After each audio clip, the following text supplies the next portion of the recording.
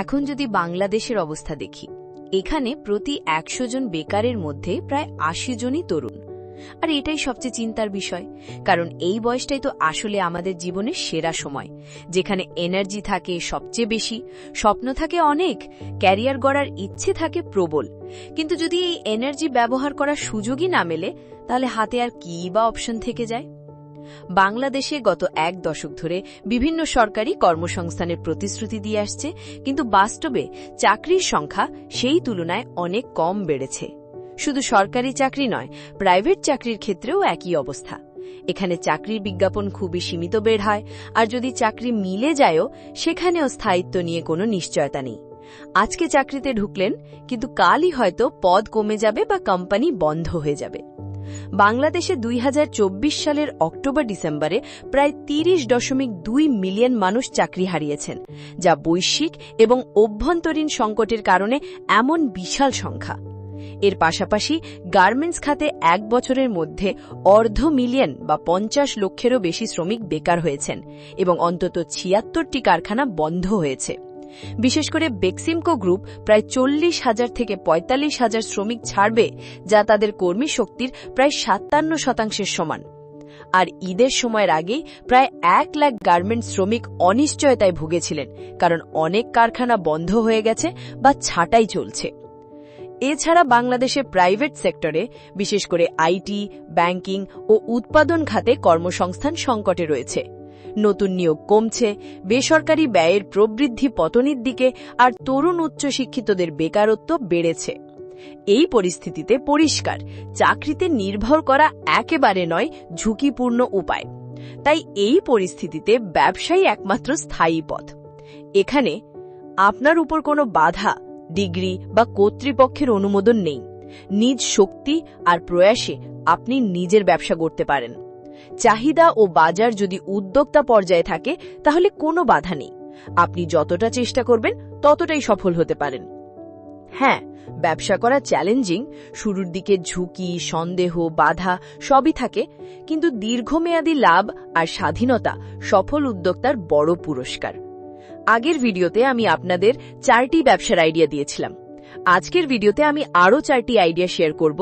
এগুলো বাংলাদেশে বর্তমান চাহিদা ও অবকাঠামোর সাথে খাপ খাইয়ে থাকবে। আশা করি আপনারা ভালো সাড়া দিলে আমরা এটাকে একটা সিরিজের মতো চালিয়ে যেতে পারব। ১ নম্বর ব্যবসা, বিশুদ্ধ পানির ব্যবসা চলমান। এখন একটু গুরুত্বপূর্ণ দিকগুলো নিয়ে কথা বলি। যদি আপনি একেবারে শুরুর জন্য একটি ছোট মিনি ওয়াটার প্ল্যান্ট কিনতে চান, তাহলে আপনার খরচ পড়বে আনুমানিক ২ থেকে ৪ লক্ষ টাকা। একটি বড় ওয়াটার জার ২০ লিটার বাজারে কিনতে গেলে গড়ে প্রতি জার ১২০ থেকে ১৩০ টাকা খরচ হবে। শুরুতে ১৫-২০টি জার যথেষ্ট। পরে চাহিদা বাড়ার সাথে সাথে ধীরে ধীরে জার সংখ্যা বাড়াতে পারবেন। এখন আপনার দরকার হবে একটি যানবাহন, যাতে এই পানির জারগুলো গ্রাহকদের কাছে পৌঁছে দিতে পারেন। এর জন্য আপনার ২টা অপশন আছে। একটি ই-রিকশা কিনতে পারেন, যা তুলনামূলক সাশ্রয়ী এবং সহজে চালানো যায়, অথবা চাইলে সাধারণ রিকশা দিয়েও শুরু করতে পারেন। লাভ এবং ভবিষ্যৎ সম্ভাবনা। আমার পর্যবেক্ষণ অনুযায়ী এক এলাকায় একসাথে খুব বেশি ওয়াটার সাপ্লায়ার থাকে না, তাই প্রতিযোগিতা তুলনামূলক কম। সাধারণত গ্রাহকরা একটি ২০ লিটারের জারের জন্য ২৫ থেকে ৩০ টাকা পর্যন্ত দিতে রাজি হয়। এখন ধরুন আপনি দিনে ১০০টি জার সরবরাহ করলেন, তাহলে দৈনিক আয় হবে প্রায় ৩,০০০ টাকা। মাসে দাঁড়াবে প্রায় ৯০,০০০ টাকা। এর মধ্য থেকে খরচ বাদ দিলেও আপনার হাতে মাসে ৪০ থেকে ৫০,০০০ টাকার মতো লাভ থাকবে। আর বিশেষ করে গরমের সময় এই ব্যবসার চাহিদা আরও বেড়ে যায়, ফলে এটিকে একটি লো রিস্ক ও লং টার্ম ব্যবসা বলা যায়। ২ নম্বর ব্যবসা, কফি বা চায়ের ক্যাফে। আমার আজও মনে আছে, যখন আমি কলেজে পড়তাম তখন আমাদের ক্যাম্পাসের কাছাকাছি একটি ছোট্ট ক্যাফে ছিল। নাম ছিল 90s ক্যাফে। আমি আর আমার বন্ধুরা প্রায়ই সেখানে যেতাম। মজার ব্যাপার হচ্ছে, যতবারই যেতাম না কেন, সেখানে কখনোই খালি চেয়ার পেতাম না, সব সময় ভিড় থাকত। একদিন রাতে আমি বন্ধুর বাড়ি থেকে ফেরার পথে ওই ক্যাফেতে ঢুক বেড়েছিলাম। তখন আমি ওদের দিনের শেষ কাস্টমার ছিলাম। কফি খাওয়ার সময় আমার মাথায় একটা হিসাব করার চিন্তা এলো। ধরা যাক, প্রতিদিন যদি ওই ক্যাফেতে গড়ে ১,১২০ জন কাস্টমার আসে এবং তারা গড়ে প্রতি কাপ কফির জন্য ২০ টাকা দেয়, তাহলে দিনের মোট বিক্রি দাঁড়াবে প্রায় ২২,৪০০ টাকা। এখন যদি ধরি মালিক এর মধ্যে 50% খরচ বাদ দিয়ে রাখতে পারে, তাহলে তার হাতে দৈনিক 11 থেকে 12,000 টাকার মতো লাভ থেকে যায়। আর এই হিসেবেই বোঝা যায় যে একটি ভালো লোকেশনে যদি আপনি কফি বা চায়ের ক্যাফে খোলেন, তাহলে সেটিও একটি নিরাপদ এবং লাভজনক ব্যবসা হতে পারে। বাংলাদেশে চা আর কফি দুটোই দারুণ জনপ্রিয় পানীয়। শহরে ক্যাফে কালচার যেমন দিনে দিনে বাড়ছে, তেমনি গ্রামে গঞ্জেও চায়ের দোকান সবসময় জমজমাট থাকে। আর এই ব্যবসার চাহিদা কখনো শেষ হবে না। চা এবং কফি সম্পর্কিত ব্যবসা এত দ্রুত জনপ্রিয় হওয়ার পেছনে বেশ কিছু কারণ আছে। মানুষের আড্ডা, মিটিং বা রিল্যাক্সেশনের জন্য চা কফির দোকান বা ক্যাফে সবসময় ভরপুর থাকে। আপনার শুধু এমন একটি লোকেশন দরকার যেখানে মানুষ দল বেঁধে আসে। সেটা হতে পারে কোনো স্কুল বা কলেজের কাছাকাছি জায়গা, কোনো অফিস বা ওয়ার্কিং প্লেসের আশেপাশে, অথবা লোকাল মার্কেট এলাকা যেখানে মানুষের ভিড় বেশি থাকে। আর এটা নয় যে আপনি ক্যাফে খুললে শুধু কফি বা চাই বিক্রি করতে হবে। চাইলে সেখানে সাথে স্ন্যাক্স, কেক, স্যান্ডউইচ, ফাস্টফুড রাখতেও পারেন। এতে গ্রাহক বাড়বে এবং আয়ের সুযোগও দ্বিগুণ হবে। এখন যদি খরচের কথা বলি, তাহলে ছোট পরিসরে এই ব্যবসা শুরু করতে আনুমানিক 4 থেকে 8 লক্ষ টাকা খরচ পড়বে। তবে লোকেশন অনুযায়ী খরচ কিছুটা কম বেশি হতে পারে। 3 নম্বর ব্যবসা, জিম এবং ফিটনেস সেন্টার। গত কয়েক বছরে মানুষের স্বাস্থ্য ও ফিটনেস সম্পর্কে সচেতনতা প্রচণ্ডভাবে বেড়েছে। প্যান্ডেমিকের মতো পরিস্থিতি আমাদের শিখিয়েছে যে শরীর সুস্থ না থাকলে জীবনযাপনই কষ্টকর হয়ে যায়। তাই এখন প্রতি 3 জন মানুষের একজনকে ফিটনেসে আগ্রহী হতে দেখবেন।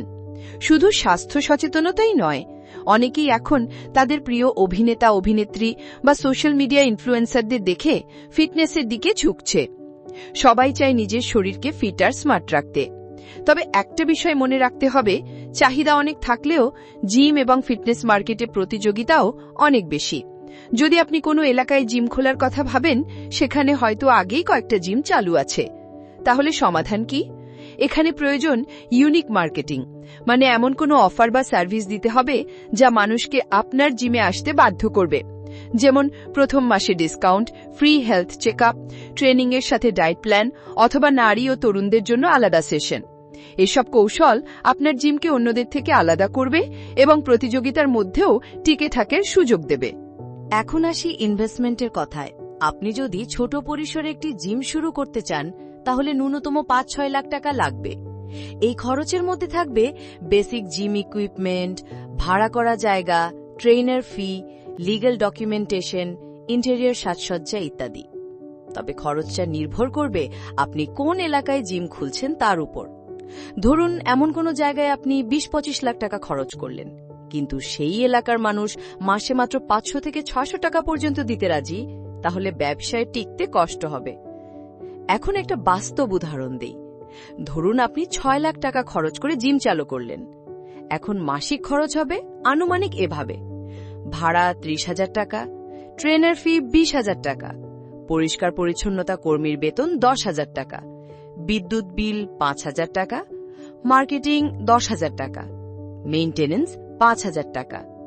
মোট মাসিক খরচ দাঁড়াবে প্রায় 80,000 টাকা। এবার আসি আয়ের বিষয়ে। ধরুন প্রথম মাসে 30 জন মেম্বার হলো এবং প্রত্যেকে মাসে 800 করে দিচ্ছে। আয় 24,000 টাকা। দ্বিতীয় মাসে সদস্য সংখ্যা বেড়ে 50 জন হলে আয় হবে 40,000 টাকা। 5 মাস পর যদি সদস্য সংখ্যা দাঁড়ায় 100 জনে, তখন আয় হবে 80,000 টাকা। এই পর্যায়ে আপনার ব্রেক ইভেন হয়ে যাবে, মানে যা আয় হচ্ছে তা খরচ মেটাচ্ছে, না লাভ না ক্ষতি। এরপর থেকে প্রতিটি নতুন সদস্য মানেই আপনার প্রফিট। ধরুন 200 জন মেম্বার হলো, মোট আয় 1,60,000 টাকা, খরচ বাদ দিলে প্রফিট 80,000 টাকা। এছাড়া আপনি যখন ব্যবসায় অভিজ্ঞ হবেন, তখন বিভিন্ন সাপ্লিমেন্ট কোম্পানির সাথে চুক্তি করতে পারবেন। প্রতিটি সাপ্লিমেন্ট বিক্রিতে কমিশন পাবেন। ধরুন সেখান থেকেও 20,000 টাকা আয় হলো, তাহলে মাসে আপনার মোট লাভ দাঁড়াবে প্রায় 1 লক্ষ টাকা। অবশ্য আপনার খরচ কোথাও বেশি বা কম হতে পারে, তবে এই হিসাবটা একটা ধারণা দিচ্ছে যে সঠিক পরিকল্পনায় জিম ব্যবসা লাভজনক হতে পারে। 4 নম্বর ব্যবসা, ড্রপশিপিং। গত কয়েক বছরে একটি স্টার্টআপ মডেল খুব দ্রুত জনপ্রিয় হচ্ছে, সেটা হলো ড্রপশিপিং। ইউটিউবে হয়তো আপনি অনেককে এই টপিক নিয়ে কথা বলতে শুনেছেন। জনপ্রিয় হওয়ার কারণও যথেষ্ট। অন্য অনেক ব্যবসার তুলনায় এটি শুরু করা সহজ। স্টক বা গুদাম ভাড়া করার দরকার হয় না, ঝুঁকি তুলনামূলকভাবে কম। তাহলে প্রশ্ন হলো, ড্রপ শিপিং আসলে কি? খুব সহজভাবে বলি, এখন আপনি একটি অনলাইন শপ বা পেজ খুলবেন, সেখানে প্রোডাক্ট আপলোড করবেন, যেমন কাপড়, gadget, home decor, beauty product ইত্যাদি।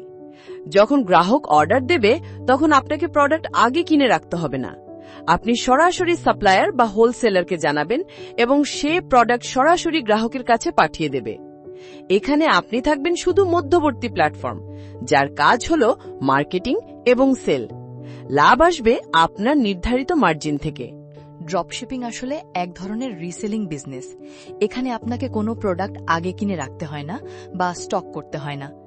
আপনার পেছনে একজন হোলসেলার থাকে যে আপনাকে সব প্রোডাক্ট সরবরাহ করে। ধরুন, কোনো হোলসেলারের কাছ থেকে আপনি জুতার ডিল পেলেন, তার আসল দাম 500 টাকা। আপনি সেটি নিজের ওয়েবসাইট, ফেসবুক পেজ বা ইনস্টাগ্রামে 800 টাকায় আপলোড করলেন। গ্রাহক যদি আপনার অ্যাড দেখে অর্ডার করে, তাহলে হোলসেলারই প্যাকেজিং, ডেলিভারি সবকিছু করবে, আর আপনি পাবেন আপনার নির্ধারিত মার্জিন। মানে এখানে আপনার লাভ হবে 300 টাকা। এখন ড্রপশিপিংয়ের মূল কাজের ধাপগুলো হচ্ছে: 1. Product selection. ইউনিক বা ট্রেন্ডিং প্রোডাক্ট বেছে নিতে হবে, যেমন smart gadget, fashion item, home decor, beauty product ইত্যাদি। 2. Marketing. Facebook ad, Instagram reels, TikTok marketing এগুলো সবচেয়ে বেশি কার্যকর।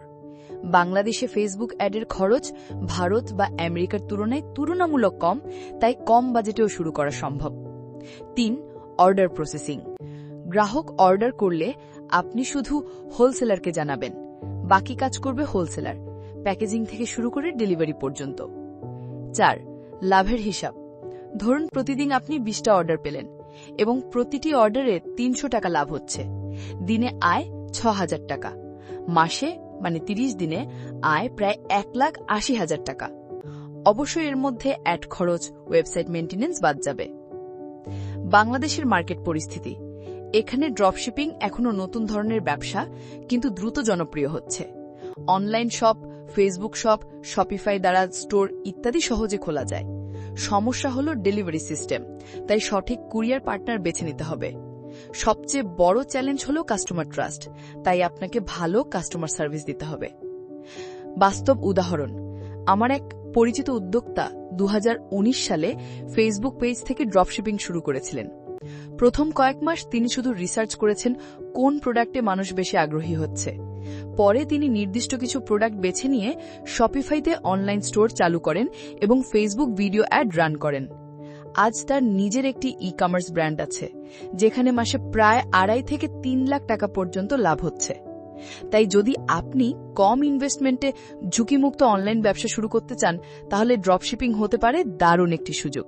বন্ধুরা, আজ আমরা দেখে নিলাম 8টা দারুণ ব্যবসার আইডিয়া, যেগুলো 2025 সালে বাংলাদেশের বাস্তব পরিস্থিতির সাথে মিল রেখে আপনি ছোট পুঁজি দিয়েই শুরু করতে পারেন। এখন যেটা সবচেয়ে গুরুত্বপূর্ণ সেটা হলো শুধু আইডিয়া শোনা না, বরং কাজ শুরু করা। কারণ আপনি যদি এক ধাপও এগিয়ে না যান, তাহলে কোনো ব্যবসায়ী আপনার জীবনে পরিবর্তন আনতে পারবে না। মনে রাখবেন, যে মানুষ চেষ্টা করে সেই সাফল্য পায়। আপনারও যদি স্বপ্ন থাকে নিজের একটা ব্যবসা করার, তাহলে আজই শুরু করে দিন, যত ছোটই হোক না কেন। কারণ ছোট পদক্ষেপই একদিন বড় সফলতার দিকে নিয়ে যায়। এমন আরও অনুপ্রেরণাদায়ক ব্যবসার আইডিয়া, সফলতার গল্প আর প্র্যাকটিক্যাল টিপস পাওয়ার জন্য আমাদের চ্যানেল বিজনেস প্যাসেঞ্জার ডিকে অবশ্যই সাবস্ক্রাইব করুন। সাবস্ক্রাইব করলে আপনি নিয়মিত আমাদের নতুন ভিডিওগুলো সবার আগে দেখতে পাবেন। চ্যানেলটা সাবস্ক্রাইব করার মাধ্যমে আপনি শুধু একজন দর্শক থাকবেন না, বরং হবেন আমাদের ব্যবসা যাত্রার একজন সাথী। তাই দেরি না করে এখনই সাবস্ক্রাইব বাটনে ক্লিক করুন আর সঙ্গে থাকুন। ধন্যবাদ। আবার দেখা হবে পরের ভিডিওতে।